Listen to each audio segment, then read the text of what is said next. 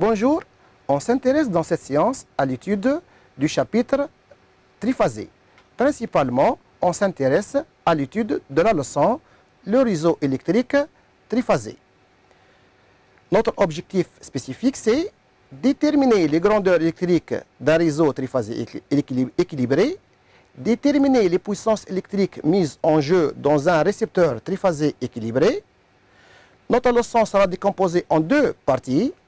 Dans la première partie, on va voir la mise en situation, le réseau triphasé équilibré, mesure des tensions simples et des tensions composées, représentation des tensions simples, relation entre les tensions simples, représentation vectorielle des tensions composées, vérification de la relation entre les tensions U et V, représentation des tensions composées, propriétés d'un réseau triphasé équilibré. Comme on va voir, les récepteurs triphasés équilibrés, les récepteurs monophasés, les récepteurs triphasés, le couplage en étoile d'un récepteur triphasé, le couplage en triangle d'un récepteur triphasé. Mise en situation. Pour alimenter des récepteurs électriques, deux sources de tension sont disponibles. Les sources de tension monophasées. Ces sources possèdent deux bornes, un neutre et une face, d'où le nom de monophasé, pour alimenter des récepteurs de faible puissance tels que une télévision, un sèche-cheveux, une machine à laver, un réfrigérateur. Deuxième type de source, ce sont les sources de tension triphasées. Dans ces sources, on trouve quatre bornes, un neutre et trois phases. Trois phases, d'où le nom de triphasé, pour alimenter des récepteurs de moyenne et de grande puissance, tels que les moteurs triphasés, les fours électriques triphasés, les machines de menuiserie, etc. Qu'est-ce qu'un réseau triphasé? La distribution d'énergie électrique est réalisée par un réseau triphasé composé par quatre conducteurs qui sont trois phases et un neutre. Si on regarde les poteaux de transport d'énergie, on va trouver les quatre conducteurs. Le premier conducteur est nommé phase 1, noté par pH1. Le deuxième conducteur, noté pH2, c'est la phase numéro 2. Troisième conducteur, c'est la phase numéro 3, noté pH3.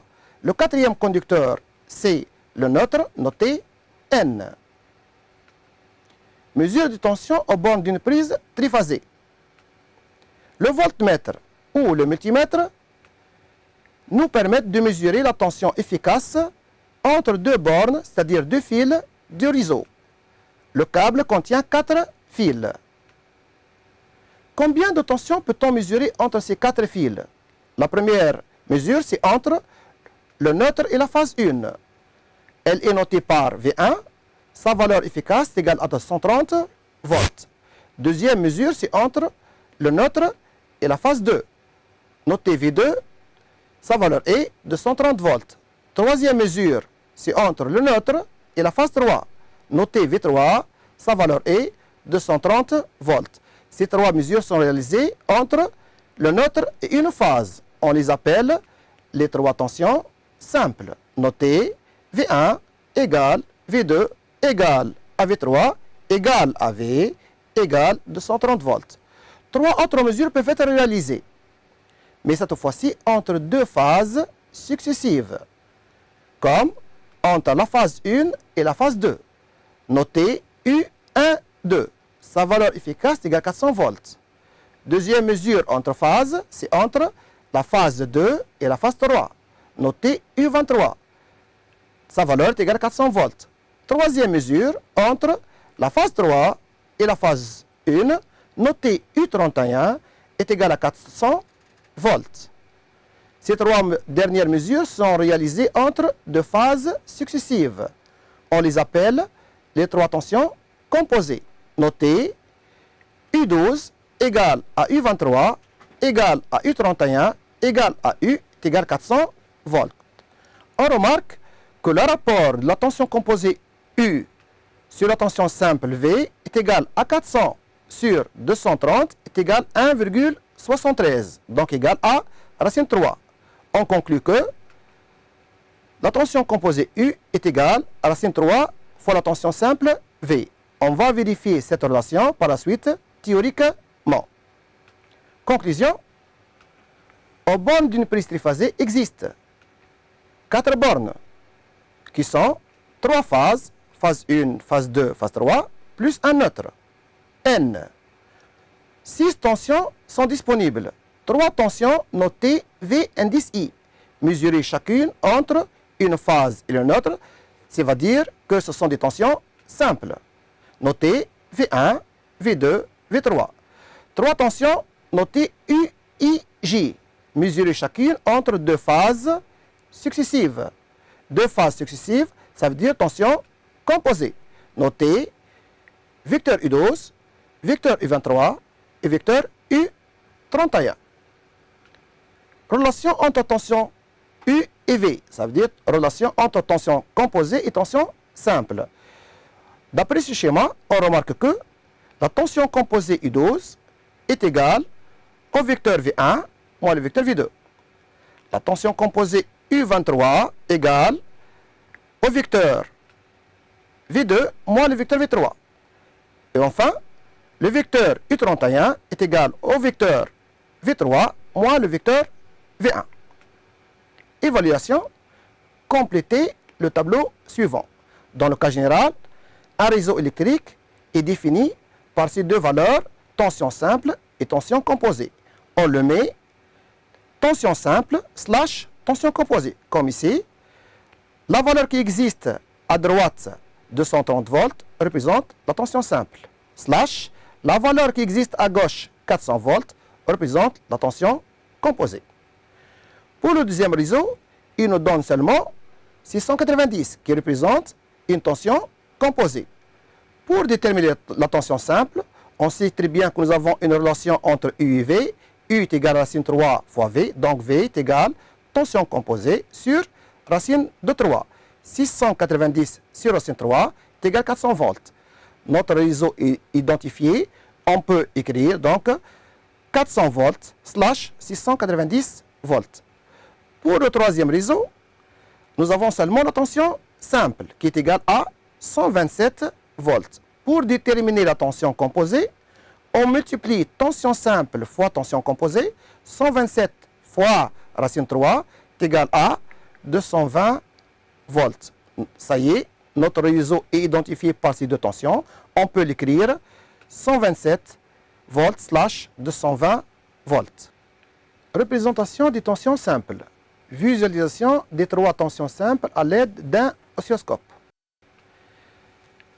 La visualisation du signal V1 montre que V1 est un signal alternatif sinusoïdal de période T, de valeur maximale Vmax, de valeur minimale moins Vmax. Comme on voit ici dans la représentation, c'est une période de 6 carreaux, correspondant à un angle de 2π. La visualisation de V2 montre que V2 a la même forme que V1, c'est-à-dire alternatif sinusoïdal, de même période T, mais V2 est décalé par rapport à V1 de 2, c'est-à-dire 2 carreaux et la période est égale à 6 carreaux. 2 sur 6, ça me donne un décalage de T sur 3, correspondant à un angle de 2π sur 3. La visualisation de V3 montre que V3 est identique à V1 et V2, mais elle est décalée par rapport à V1 de 4 carreaux. 4 carreaux sur 6 carreaux est égal à 2T sur 3, soit un angle de 4π sur 3. D'où les propriétés des trois tensions simples. Les trois tensions instantanées simples sont trois tensions, premièrement, sinusoïdales. Les trois tensions instantanées simples sont déphasées entre elles de 2π sur 3. Les trois tensions instantanées simples ont la même valeur efficace. V est égal à 230 volts. La même valeur maximale, puisque Vmax est égal à V fois racine de 2, égale 230 fois racine de 2. La même période, T est égal à 20 millisecondes. La même fréquence, puisqu'on sait très bien que la fréquence F est égale à 1 sur T, 1 sur 20, 10 moins 3, ça me donne une fréquence de 50 Hz. la même pulsation ou bien la même vitesse angulaire, oméga, est égal à 2pi fois f. Je remplace f par sa valeur 50, ça me donne 100 pi. Prenons V1 comme origine des phases. Déterminez les équations de V1, V2 et V3. On a vu que V1 est un signal alternatif sinusoïdal. Donc, son équation s'écrit V1 de t est égal V max sinus oméga t plus 0, puisque c'était l'origine des phases. On remplace V max et oméga par la valeur, ça nous donne V racine 2 sinus 100 pi t. L'équation de V2, puisque V2 est identique à V1, mais juste elle est décalée par rapport à V1 d'un angle de 2pi sur 3. Son équation s'écrit V max sinus oméga t moins 2pi sur 3, ou bien V racine 2 sinus 100 pi t moins 2pi sur 3. L'équation de V3 s'écrit immédiatement, la même équation que V1 et V2, juste elle est décalée par rapport à V1 de moins 4pi sur 3 est égale V max sinus 1 pi t plus 2pi sur 3, puisque l'angle moins 4pi sur 3 est égal aussi à plus 2pi sur 3. Représentation vectorielle des trois tensions simples. Les trois tensions V de t sont représentées par des vecteurs de modules leur valeur efficace V déphasées de 2pi sur 3 l'une par rapport à l'autre. On a l'équation de V1 est égale à V max sinus oméga t ou bien V racine 2 sinus oméga t plus 0. On va la représenter par un vecteur de module sa valeur efficace V collinéaire avec l'axe des phases, puisque son déphasage est nul. Je prends donc l'axe des phases, phi égale 0, je la représente par un vecteur collinéaire avec l'axe des phases. L'équation de V2 est égale V racine 2 sinus oméga t moins 2pi sur 3. V1 et V2 ont la même valeur efficace, donc même module. Juste, le vecteur, c'est la décalé par rapport à V1 de moins 2pi sur 3. Je prends l'angle moins 2pi sur 3, je représente un vecteur V2 même module que V1. L'équation de V3 s'écrit V racine de 2 sinus oméga t plus 2pi sur 3 ou bien moins 4pi sur 3. Je prends l'angle moins 3, je présente un vecteur de même module que V1 et V2. Voilà le vecteur V3. Relation entre les tensions simples, représentation vectorielle. J'en ai ma représentation de V1, V2, V3 qui sont décalées de 2pi sur 3 l'une par rapport à l'autre. Faisons la somme vectorielle de V1 et V2. Je fais la translation de vecteur V2 à l'extrémité de V1. Je fais la somme maintenant de V1 plus V2, ça me donne un vecteur. Je remarque que ce vecteur, il a le sens opposé à V3 et le même module que V3. Donc, V1 plus V2 est égal à moins V3. D'où V1 de t plus V2 de t plus V3 de t est égal vecteur nul. Représentation cartésienne. À un instant t donné, faisons la somme algébrique de V1, V2 et V3 de t. Nous obtiendrons, je vais prendre l'instant ici t sur 4, V1 est égal à V max. V2 et V3 est égal à moins V max sur 2. Donc, V1 de t plus V2 de t plus V3 de t égale V max moins V max sur 2 moins V max sur 2, ça va me donner un 0. Donc, V1 de t plus V2 de t plus V3 de t est égal à 0. Représentation vectorielle des tensions composées. On a vu que le vecteur U12 est égal au vecteur V1 moins le vecteur V2. Je translate le vecteur moins V2 à l'extrémité de V1. Je fais la somme. J'obtiens un vecteur U12. Et ici, je fais une remarque. Le vecteur U12 n'est pas collinéaire avec le vecteur V1. Il a une amplitude plus importante. Deuxième équation. U31 est égal vecteur V3 moins le vecteur V1. Je fais la translation de vecteur moins V1 à l'extrémité de V3. Je fais la somme. J'obtiens un vecteur U31. Troisième équation. Le vecteur U23 est égal au vecteur V2 moins le vecteur V3. Je fais la translation de vecteur moins V3 à l'extrémité de V2. Je fais la somme, ça me donne le vecteur U23. Je remarque ici que les trois tensions composées ne sont pas collinières aux tensions simples. Considérons le triangle isocèle AOB. Ce triangle, il est constitué par deux côtés égaux, V1 et moins V2. L'angle qui existe entre V1 et V2, c'est un angle de 120 degrés. En projetant son sommet haut sur sa base AB, ça me donne le point H qui divise le triangle isocèle en deux triangles rectangulaires. L'angle qui existe entre AO et AH, c'est un angle de 30 degrés. Donc on constate que la tension composée I12 et en avance de phase d'un angle est égale à pi sur 6. Faisons la même projection avec le triangle du vecteur U31 moins V1, V2. Je remarque aussi que la tension composée U31 est en avance de phase par rapport à la tension V3. De même, la tension U23 est en avance de phase par rapport à V2 d'un angle pi sur 6. Quel est l'angle maintenant qui existe entre les trois tensions composées? On remarque bien que les tensions composées sont décalées l'une par rapport à l'autre d'un angle de pi sur 3.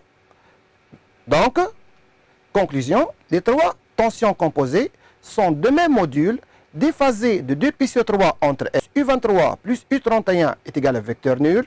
Donc, ça constitue un système équilibré comme les tensions simples. Vérification de la relation entre U et V. En considérant que le triangle AOH, c'est un triangle rectangle au point H, où AO représente le vecteur tension simple, AH la moitié de la tension composée U sur 2, avec AH l'adjacente. On sait très bien que l'adjacente est égale cosinus l'angle fois l'hypoténuse. Donc U sur 2 égale V fois cosinus pi sur 6. Je remplace cosinus pi sur 6 par sa valeur, ça me donne U sur 2 est égal V fois racine de 3 sur 2.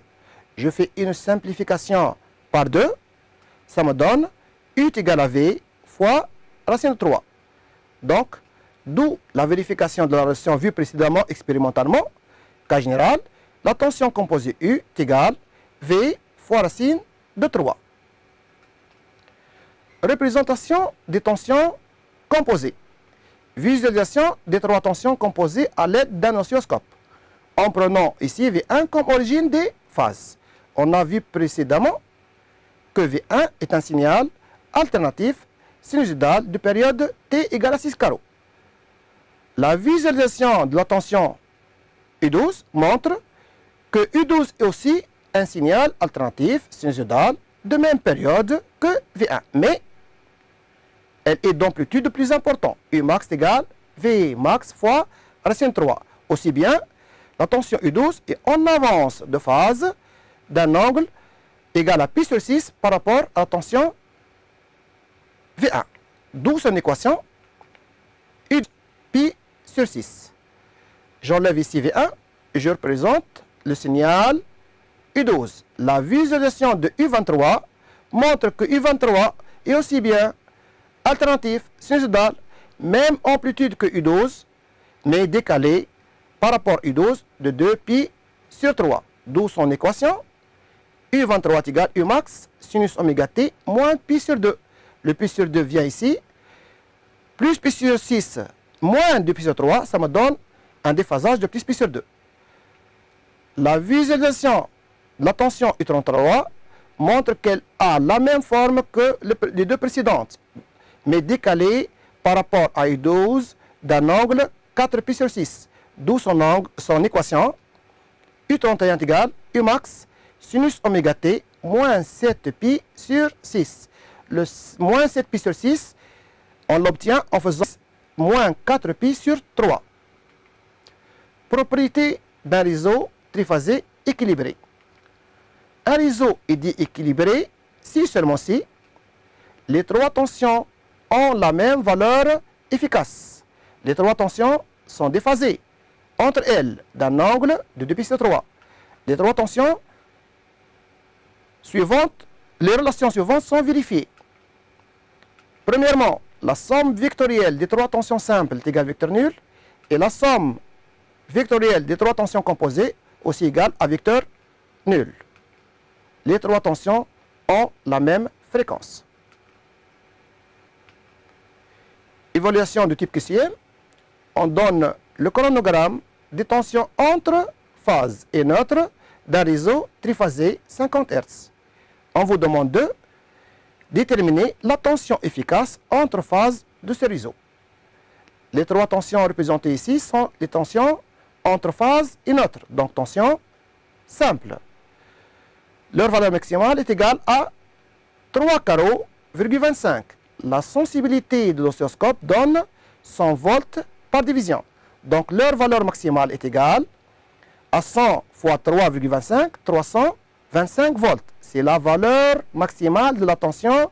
Je dois diviser par racine de 2. Donc 325 sur racine de 2, ça me donne une tension de 230 volts. Le 230 volts représente seulement la valeur efficace de la tension simple. Mais la question demandée, quelle est la valeur efficace entre phases, c'est-à-dire la valeur efficace de la tension composée. Je multiplie 230 par racine de 3, ça me donne une tension de 400 volts. Récepteur triphasé équilibré. Récepteur monophasé.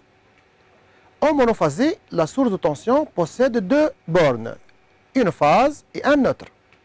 Voilà notre source. On a deux bornes. La première borne s'appelle phase, la deuxième borne s'appelle le neutre. Le récepteur est un dipôle, ça veut dire qu'il possède deux bornes. Pour l'alimenter, une des deux bornes sera reliée au neutre et l'autre borne sera reliée à la phase. Voilà notre récepteur, notre dipôle d'impédance Z. Je relie la première borne au neutre, la deuxième borne à la phase.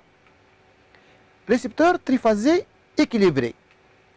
Un récepteur triphasé équilibré est composé de trois récepteurs monophasés identiques qui seront couplés de façon à avoir un seul récepteur dit récepteur triphasé équilibré. Comme on voit dans notre schéma, le réseau, on a 4 conducteurs, phase 1, phase 2, phase 3, et notre récepteur est constitué par 3 dipôles. Chaque dipôle contient 2 bornes. Donc notre récepteur, on a 6 bornes. Couplage en étoile des 3 dipôles. Soit les 3 dipôles monophasés, identiques.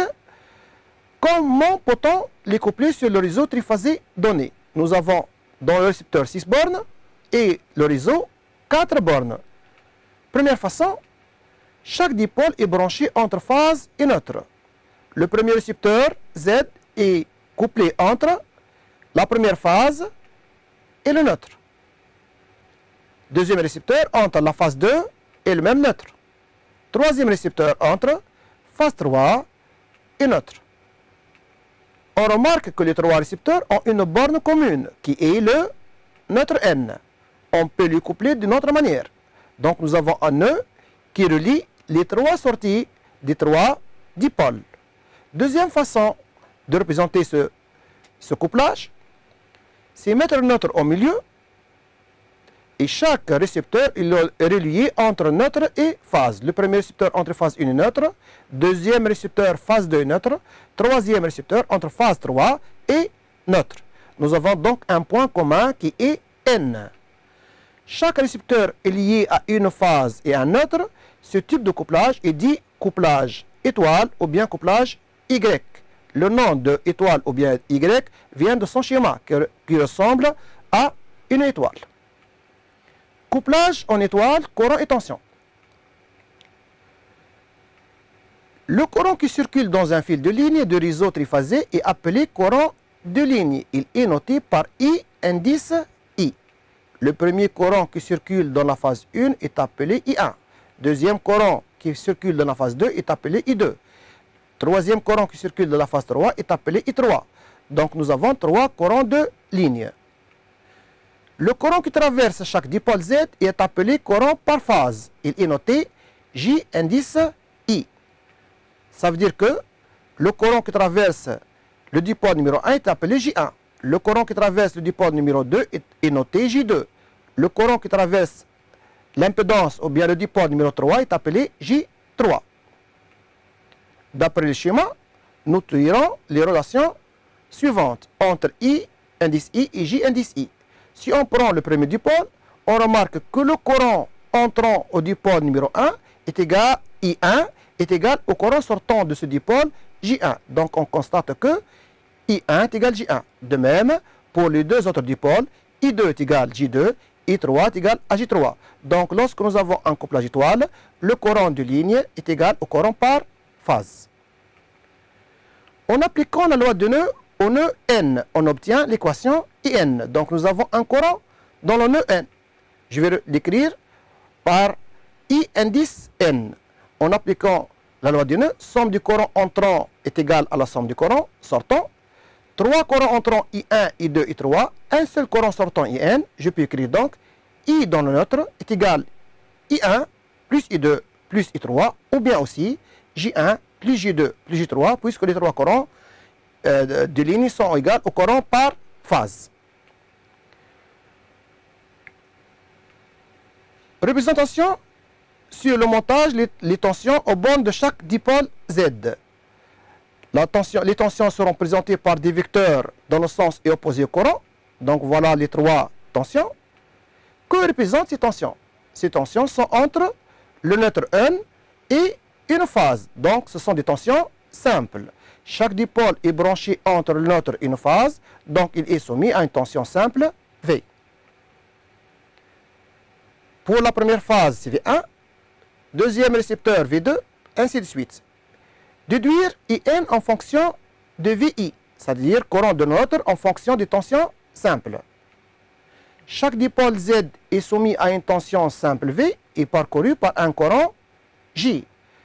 Donc, d'après la loi d'Ohm, on peut écrire la tension V1 est égale Z fois J1, la tension V2 est égale Z fois J2, la tension V3 est égale à Z fois J3. Alors, on tire J1 est égal I1 est égal à V1 sur Z, J2 est égal I2 est égal à V2 sur Z, J3 est égal I3 est égal à V3 sur Z. Puisqu'on a le courant de neutre est égal I1 plus I2 plus 3, je remplace I1, I2, I3 par leur valeur, j'obtiens I dans le neutre égale V1 sur Z plus V2 sur Z plus V3 sur Z. J'en ai 1 sur Z, je le mets en facteur, j'obtiens I dans le neutre égale V1 plus V2 plus V3, le tout sur Z. Rappelons que pour un réseau équilibré, V1 plus V2 plus V3 est égal à 0. Je remplace V1 et V2 par leur valeur, ça me donne le courant de neutre est nul. Ou bien, la somme du courant I1 plus I2 plus 3 est égale à 0 aussi. Conclusion, le courant circulant dans le neutre est nul, donc on peut le supprimer. Voilà, IN égale 0. Je remplace IN par 0. Ce câble ne supporte pas de courant, donc je peux l'enlever. Enlever le câble du neutre, pas le couplage qui existe entre les trois sorties des trois dipôles. Retenons, pour le couplage étoile, que les trois courants de ligne sont identiques. I1 égale I2 égale I3 égale à I. Aussi, les trois courants par phase sont identiques. J1 égale à J2 égale à J3 égale à J. Les courants de phase sont égaux aux courants de ligne. Donc I égale à J. Chaque dipôle Z est soumis à une tension simple. V égale U sur racine de 3. Maintenant, couplage en triangle des trois dipoles. Dans ce cas, on veut coupler le récepteur triphasé sans avoir utilisé le neutre. C'est-à-dire lier chaque récepteur entre deux phases successives. Le premier récepteur entre la phase 1 et 2, le deuxième entre phase 2 et phase 3, le troisième entre phase 3 et phase 1. L'essentiel est que les deux phases doivent être successives. Par exemple, première façon, le premier récepteur entre phase 1 et phase 2. Deuxième récepteur entre phase 2 et phase 3. troisième récepteur entre phase 3 et la phase 1. Deuxième façon de représenter ce couplage, l'impédance Z, chaque impédance Z est soumise à deux tensions, ou bien deux phases, la phase 1 et la phase 2 tension composée. Donc phase 2 et phase 3 tension composée, phase 3 et phase 1 tension composée. Donc on remarque que chaque récepteur est soumis à une tension composée du réseau.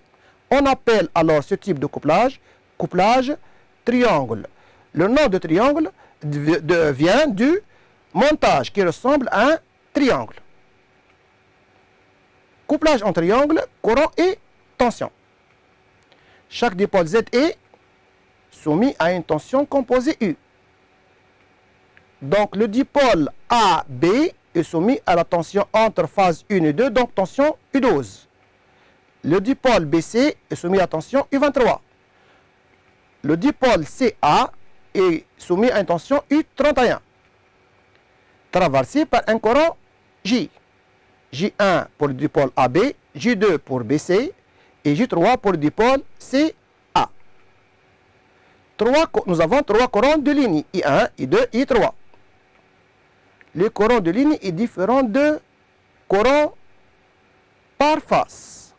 Si on regarde le nœud A par exemple, on a un seul courant entrant I1 et un courant J3. Le seul courant sortant c'est J1. Donc I1 n'est pas égal à J1.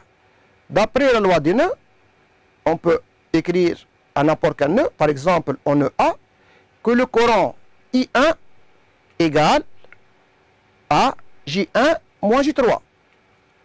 Ou bien vectoriellement, le vecteur I1 est égal à J1 moins J3. Au nœud I2, au nœud B, on peut écrire I2 est égal à J2 moins J1. Ou bien vectoriellement, le vecteur I2 est égal au vecteur J2 moins le vecteur J1. Au nœud C, nous avons le courant I3 est égal à J3 moins J2, ou bien vectoriellement I3 égale vecteur J3 moins le vecteur J2. Représentation vectorielle des courants de ligne. Nous avons les trois courants par phase, J1, J2, J3, qui sont décalés de 2 pi sur 3 l'une par rapport à l'autre. En appliquant les relations suivantes, le vecteur I1 est égal à J1 moins J3. Je fais la translation du vecteur J3 à l'extrémité de J1. Je fais la somme, j'obtiens un courant I1. Ou bien, avec l'équation I2 est égal à J2 moins J1, je fais la translation de moins J1 à l'extrémité de J2. Je fais la somme, j'obtiens un vecteur I2. Troisième équation, I3 est égal à vecteur J3 moins vecteur J2. Je fais de même, je translate le vecteur moins J2 à l'extrémité de J3. Je fais la somme, j'obtiens un courant I3. Qu'est-ce qu'on remarque? Les courants de ligne ne sont pas collinéaires avec les courants par phase. Ils sont en avance de phase et leur module est plus important.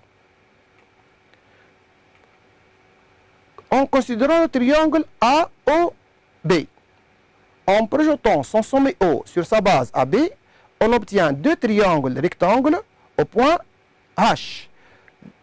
Voilà. Donc le courant de ligne I3 est décalé d'un angle pi sur 6 par rapport au courant de phase J3. Le vecteur AB, qui représente le courant de ligne I3, il est égal 2 fois à H. Relation entre I et J pour le couplage triangle. Considérons le triangle AOH. Voilà le triangle OH, où AO représente le courant par phase J. AH représente la moitié du courant de ligne. C'est un triangle rectangle. Il y a un déphasage entre courant de ligne et courant par phase d'un angle pi sur 6. AH représente l'adjacente. Donc je peux l'écrire I sur 2 est égal J fois cosinus pi sur 6. Je remplace cosinus pi sur 6 par sa valeur, racine 3 sur 2. J'obtiens I sur 2 est égal J fois racine 3 sur 2. Je simplifie par 2, ça me donne I est égal J fois racine de 3. Donc généralisant, on peut écrire que le courant de ligne I est égal le courant par phase J fois racine 3. Cette relation n'est applicable qu'en couplage triangle. Retenons pour le couplage triangle que les trois courants de ligne sont identiques. I1 est égal à I2 est égal à I3 est égal à I. Les trois courants par phase sont aussi identiques. J1 égale à J2 égale à J3 égale à J. Les courants de phase ne sont pas égaux au courant de ligne. Le courant de ligne I est égal à J fois racine de 3. Chaque dipôle Z est soumis à une tension composée U. Pas comme pour le couplage étoile. La tension est une tension simple V. Évaluation de type QCM. QCM numéro 1. Un réseau triphasé, 230 volts, 400 volts, 50 Hz, alimente 3 résistances R, égale 10 ohms, couplées en étoile. Que vaut la valeur efficace I des courants de ligne? Ici, le couplage est un couplage étoile, donc chaque récepteur est soumis à une tension simple V. Donc la résistance RR est soumise à tension V. Je peux écrire V est égal R fois I. Donc I est égal V sur R. V tension simple, donc 230 volts sur R sur 10. Ça me donne un courant égal à 23 ampères. Deuxième QCM. Un réseau triphasé, 230 volts, 400 volts, 50 Hz, alimente 3 résistances R, 10 ohms, mais maintenant couplées en triangle. Que vaut la valeur efficace du courant de ligne I? Pour le couplage triangle, je peux écrire que la tension, chaque dipôle est soumis à une tension composée. Donc je peux écrire la tension composée U est égale R fois le courant J. Donc J est égal U sur R. U est égal à 400 volts, R est égal à 10 ohms. 400 sur 10, ça me donne un courant J, courant par phase de 40 ampères. Mais ici, il a demandé le courant par ligne. En couplage triangle, I et J ne sont pas égaux. I est égal à racine 3 fois le courant par phase. Donc, c'est égal à 40 fois racine 3. Ça me donne une valeur de 69 ampères. Évaluation numéro 3. Complétez les phrases suivantes. Pour un couplage étoile, chaque impédance est soumise à la tension du réseau. En couplage étoile, chaque dipôle est soumis entre phase et neutre. Donc la tension est une tension simple. Pour un couplage triangle, chaque impédance est soumise à la tension du réseau. On sait très bien que pour le couplage triangle, chaque dipôle est soumis entre deux phases successives, donc tension composée.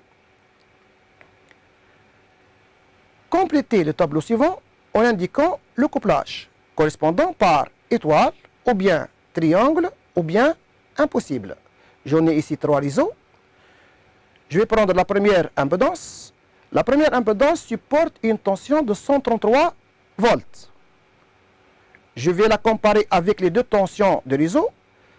Mon impédance supporte une tension de 133 volts qui est égale à une tension simple. Donc, mon couplage est un couplage étoile.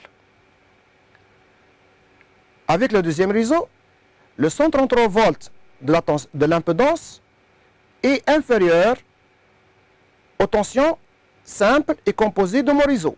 Donc, mon impédance ne supporte pas les deux tensions, ni 230 qui est de tension simple, ni 400.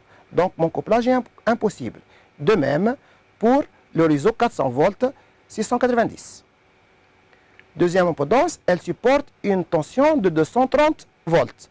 Je vais la comparer avec les deux tensions de réseau. 230 correspond à une tension entre phases. Donc mon couplage est un couplage triangle. Pour le deuxième réseau, le 230 correspond à une tension simple. Donc, mon couplage est étoile. Pour le troisième réseau, le 230 ne correspond ni à la tension simple, ni à la tension composée. Donc, mon couplage est impossible.